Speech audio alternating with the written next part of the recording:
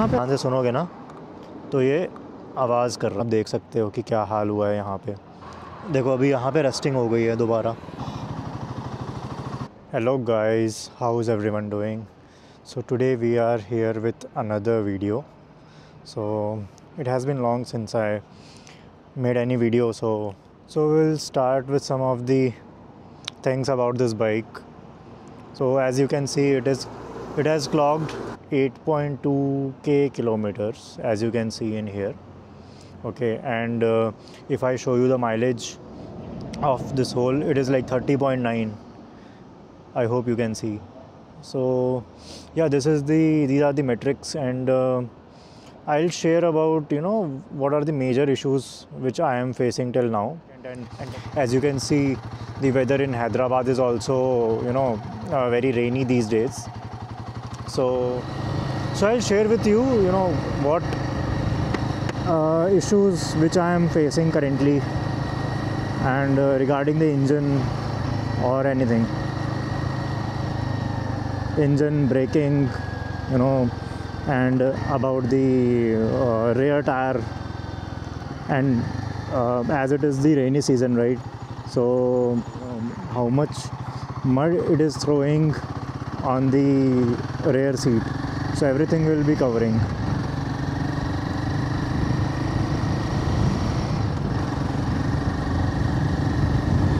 तो यहाँ पे हैदराबाद में कम से कम 5 महीने हो चुके हैं कि बारिश रुक नहीं रही है। और दूसरी चीज़, मतलब मुझे इस बीच में बिल्कुल टाइम नहीं मिला, काफ़ी इश्यूज़ थे regarding a lot of things, है ना। और इस बीच में मतलब पॉसिबल नहीं हो पाया कि आई मेक सम वीडियो। तो आज फ्राइडे नहीं, आज सैटरडे है। मुझे तो आजकल दिन भी याद नहीं रहते हैं कि फ्राइडे है कि सैटरडे। तो सैटरडे है, तो I was a bit free, so I came here and I was thinking, let me do a review of this 8,000 kilometers, of Gorilla.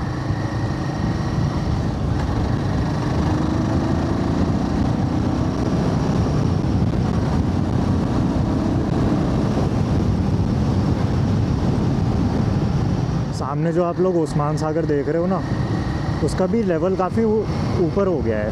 मतलब जो वाटर लेवल होता है ना, वो काफ़ी ऊपर आ गया। तो इस साइड में जो फिशरमैन वगैरह हैं वो फ़िशिंग वगैरह कर रहे हैं।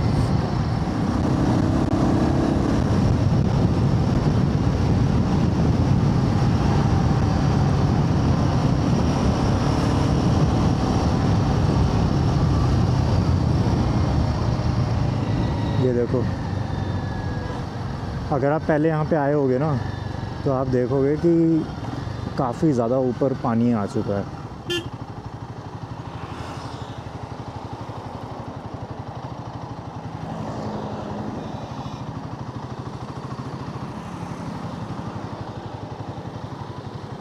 देखो यहाँ फ़िशिंग वगैरह चल रही है।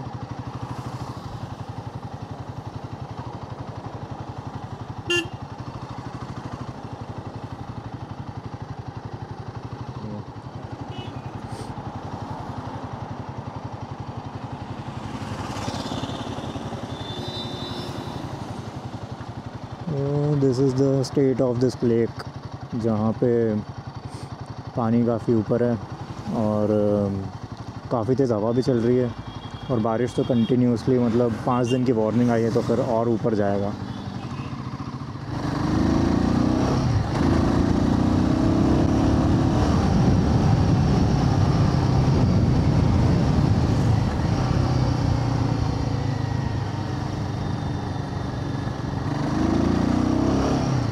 पिकअप तो इस बाइक का लाजवाब है। अभी भी जैसे नई आई थी ना, उसी तरह का पिकअप है। तो कुछ चीज़ों में ऐसा लगता है वेयर एंड टेयर आया ज़रूर है, ठीक है। और मैं अभी आपको बताऊंगा क्या क्या है। तो देखो, अभी बारिश का मौसम रहा है ना, तो इसमें इतना मड फेंका है ना, मतलब जो मैंने जैसे जो बैग पहना हुआ है ना अपने पीछे, उसमें भी कीचड़ उछल के आता है। तो लोगों ने रास्ते में मेरे को मतलब ऐसे ऐसे इशारे करके भी बोला है कि काफ़ी ज़्यादा आपके मतलब बैग में मड आ रखा है, ठीक है। तो मुझे लगता है चलो ठीक है, नॉर्मल है। और एक दो बार नहीं, काफ़ी बार लोगों ने ऐसे रोका है और बोला है मेरे को। तो फिर अब लगता है कि यार इसमें मड गार्ड कुछ ज़्यादा ही ज़रूरी हो गया है। मैं बाइक वॉश इसलिए नहीं करवा रहा आजकल, क्योंकि जब भी बाइक वॉश कराई है मैंने बीच में, तो नेक्स्ट डे ही बारिश हो जाती है। फिर मतलब चेन क्लीन एंड ल्यूब करता हूँ, तो मतलब बहुत इम्पॉर्टेंट है आजकल। मतलब जब भी ऐसे बारिश में आप निकलो तो चेन क्लीन एंड ल्यूब कर लो। मैं आजकल मतलब फ्रीक्वेंटली कर भी रहा हूँ। तो देखो ये स्क्वीकिंग आवाज़ आ रही है ना ब्रेक की, अब ये थोड़ा कुछ ज़्यादा हो गई है। पहले मतलब उतनी नहीं थी, अब थोड़ी ज़्यादा हो गई है। तो वो एक चीज़ है, इसको ये लगा देते हैं, ठीक है। तो देखो सामने से क्या हालत है, ठीक है। काफ़ी ज़्यादा मड है, काफ़ी ज़्यादा कीचड़ है, काफ़ी ज़्यादा गंदी भी हो गई है बाइक, है ना। और जो पीछे वाली साइड में आप देख सकते हो कि क्या हाल हुआ है यहाँ पे, ठीक है। अब मुझे ऐसा लगता है कि यहाँ पे पीछे या तो मड गार्ड लगवा लेना चाहिए, या तो एक जो टायर हगर होता है। बट मुझे लगता है टायर हगर अगर लगवा लिया तो इसका रेयर का लुक काफ़ी ख़राब हो जाएगा। तो आई एम जस्ट थिंकिंग कि यहाँ पे एक जो रॉयल एनफील्ड का ही आता है वो मड गार्ड लगवा लूँ, क्योंकि लिटरली जो इस बाइक का ऑरा है रोड में, अगर ये पूरी तरह से साफ़ होती है तो लोग देखते हैं इसको, है ना। बट अभी ऐसा कुछ नहीं है। अभी देखो चेन की हालत है, लूब तो किया था मैंने, ठीक है। देखो अभी यहाँ पे रस्टिंग हो गई है, दोबारा कर लेना चाहिए। देखो यहाँ पे जो इसका सस्पेंशन है इसके ऊपर भी आ जाता है। तो एक ऐसा कर सकते हो यहाँ WD-40 स्प्रे करके, कि जस्ट इन केस यहाँ पे भी रस्ट लगने का कुछ हुआ तो फिर वो रस्ट लगेगा नहीं उतना। तो वो एक चीज़ है। तो बस यही है, और तो ठीक है। हाँ एक ये चीज़ है, अगर आप ध्यान से सुनोगे ना तो ये आवाज़ कर रहा है क्लच केबल। तो लोगों ने सजेस्ट किया था कि इसको अब क्लच केबल चेंज करा लेनी चाहिए, क्योंकि कभी भी धोखा दे सकता है ये। तो this is not specifically to Guerrilla, but बाकी बहुत सारी बाइक्स में अब 8000 किलोमीटर हो गए इस टाइम पे क्लच केबल चेंज कराना मतलब गलत नहीं है, मतलब सेफ्टी के लिए ही है वो।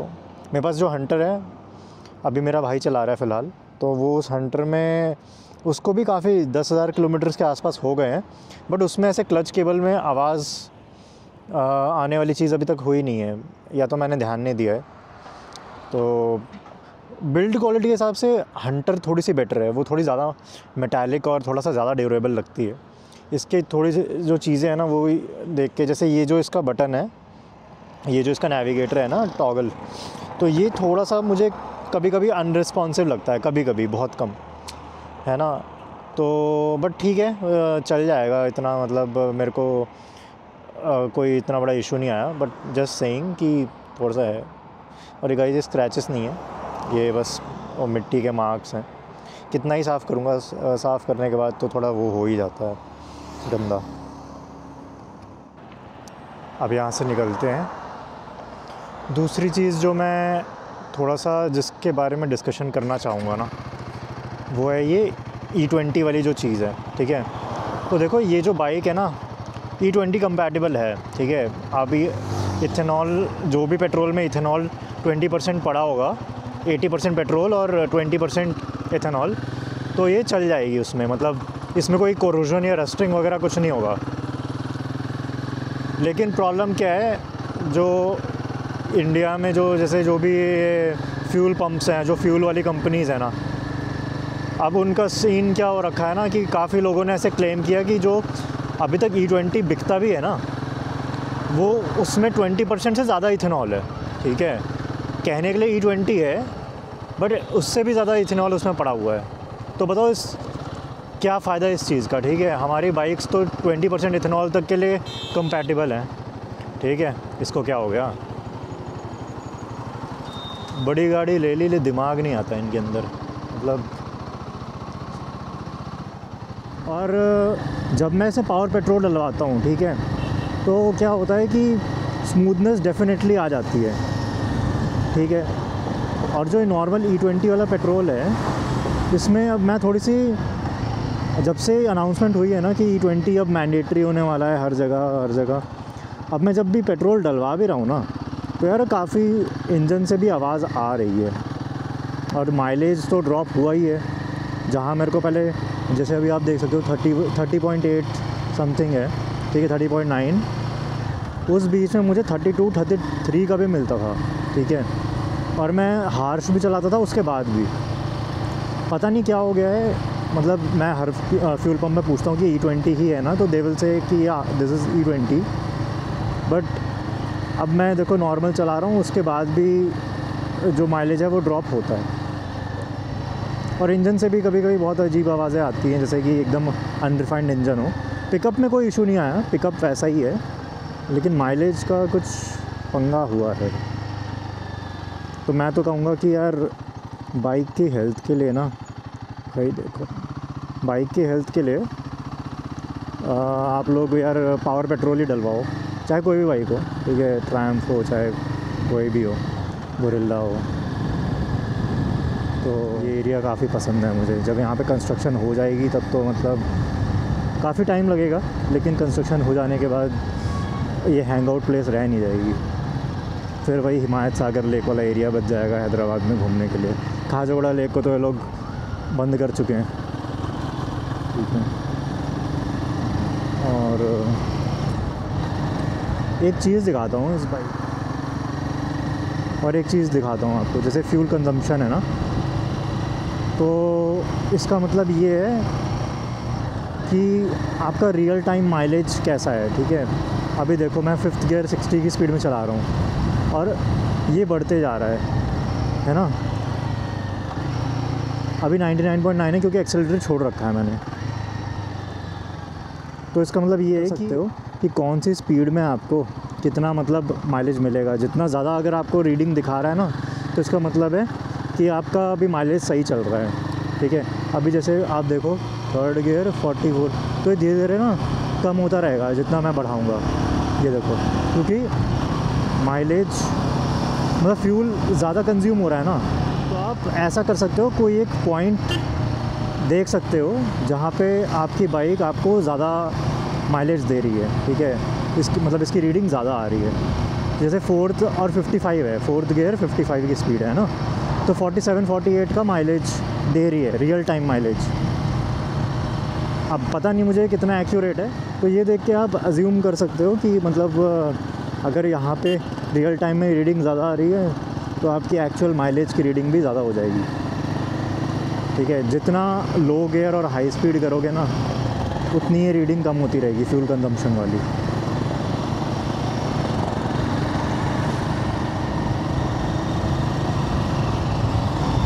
जो E20 है ना, जो इसका इंटेंशन है ना E20 का, वो बहुत अच्छा है। अगर आप देखो कि एनवायरनमेंट में एक्चुअली में फ़र्क पड़ता है, ठीक है। अगर आप पेट्रोल को आप एलिमिनेट कर रहे हो, कुछ पार्ट उसका 20% पार्ट उसका एलिमिनेट कर रहे हो, तो बाकी जो 20% में एथेनॉल है वो बहुत कम पोल्यूशन कॉज करता है, ठीक है। लेकिन प्रॉब्लम क्या हुई इंडिया में कि जो गवर्नमेंट ने इसको मतलब इसको फोर्सफुली इम्पोज कर रहे हैं, है ना। And that doesn't make sense, क्योंकि if you wanted to impose it forcefully then you needed to have this thing कि आप जो व्हीकल्स हैं ना वो E20 कंपैटिबल पहले बनवाओ, ठीक है। वो चीज़ कभी हुई नहीं है। अब लोग ब्राज़ील का एग्जांपल देते हैं कि वहाँ पे तो यार बहुत टाइम से ये सब चल रहा है, ठीक है, वहाँ पे लोग यूज़ भी कर रहे हैं, है ना। मतलब 80% इथेनॉल वाला भी वहाँ पे एक पेट्रोल मिलता है। तो यार वहाँ पे ये जो डेवलपमेंट हुई है ना, ये बहुत स्लो हुई है ओवर द टाइम, ठीक है। लोग अडाप्ट हुए हैं। यहाँ पे ऐसा कुछ नहीं है। यहाँ पे अचानक से तुम पहले 2030 का बोल रहे हो कि 2030 में ऐसा होगा, we will make E20 mandatory, और अब तुम अचानक से बोल रहे हो तुमने ये प्लान प्रीपोन कर दिया है। ऐसे प्लान प्रीपोन करोगे तो व्हीकल्स डैमेज ऑब्वियसली होंगे। अब मैं कम से कम काफ़ी reels I have seen where people are reporting their engine is making noise, and one of the latest reel is like जहाँ पे उस बंदे की कार को टो करवाना पड़ गया because his car spark plug were corroded. जो है वो 31 का हो गया है, क्योंकि मैंने थोड़ा सा डेमोन्स्ट्रेशन के लिए I have shown you 4th gear 55 के आसपास की स्पीड है ना, जिसमें we were getting a good real time mileage. यहाँ के आपको पॉट होल्स दिखाता हूँ, ये देखो, खतरनाक खतरनाक भाई, 2 टैक्स और, ठीक है, कोई फ़ायदा नहीं है, गवर्नमेंट विल नेवर लिसन, ठीक है। एंड यहाँ पे कोई भी काम अपना अच्छे से करना नहीं चाह रहा ना, चलो गवर्नमेंट की भी इसमें गलती तो है ही, लेकिन जो यहाँ पे जो गवर्नमेंट ऑफिशियल्स हैं, है ना, वो खुद ही काम नहीं करना चाह रहे हैं यहाँ पे। मतलब अब रोड्स, बारिश तो जापान में भी होती है इतनी, वहाँ पे तो सुनामी फ्लड्स वहाँ पे भी आते हैं, पर वहाँ पे ऐसा क्या है कि वहाँ पे इतना ज़्यादा इफ़ेक्ट नहीं पड़ता, वहाँ पे तो बहुत जल्दी रिपेयर हो जाती है ना चीज़ें। ये बंदा ओवरटेक करना चाह रहा है इसको, मतलब अगर थोड़ा सा दिमाग लगा लेगा ये आदमी तो लाइफ लोगों की बेटर हो सकती है। और guys, one more thing I would like to suggest is whenever you are riding your bike and wearing the helmet, so always keep your visors closed. Why I'm saying this is because आज ही ऐसा हुआ मेरे साथ, मैंने visor बंद रखा था luckily, और सामने से जो वही जो कोकापेट वाला रास्ता है ना, वहाँ पे बहुत तेज़ी से एक स्टोन उड़ता हुआ आया मेरे पास, एकदम जो वाइज़र में लगा है ना जिस तरह से। अगर मैंने ग्लासेस नहीं पहने होते या फिर मेरा वाइज़र बंद नहीं होता तो वो तो मतलब आँख में जाके आँख फोड़ सकता था आराम से, ठीक है। तो it is very important to close your visor, ठीक है।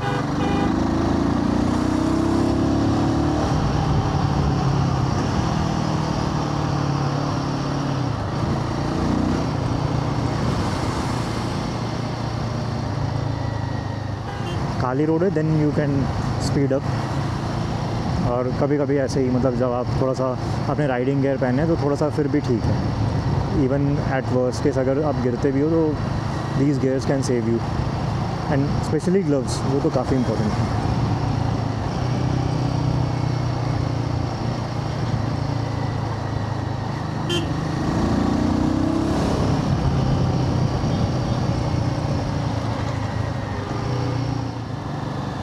और गाइस, बाइक में इंजन नॉइज़ तो आई है, थोड़ा टैपेट ज़्यादा लाउड हो चुके हैं। एंड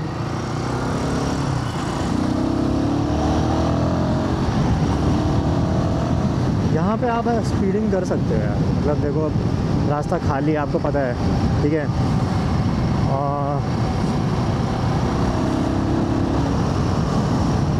बट जब भी आप कॉर्नर्स में आओ या फिर जैसे कोई टर्निंग वगैरह होती है ना, यू टर्न वाला, वहाँ स्लो कर लो। और जब भी जैसे अब राइट साइड में यू टर्न आने वाला है, ठीक है, तो लेफ़्ट साइड में हो जाओ, इस साइड में हो जाओ, ताकि कोई अगर वहाँ से बेवकूफ़ों की तरह स्पीड में आ भी रहा होगा, स्पीड में मोड़ भी रहा होगा विदाउट इवन सीइंग, तो आप सेफ़ हो जाओगे कम से कम, है ना।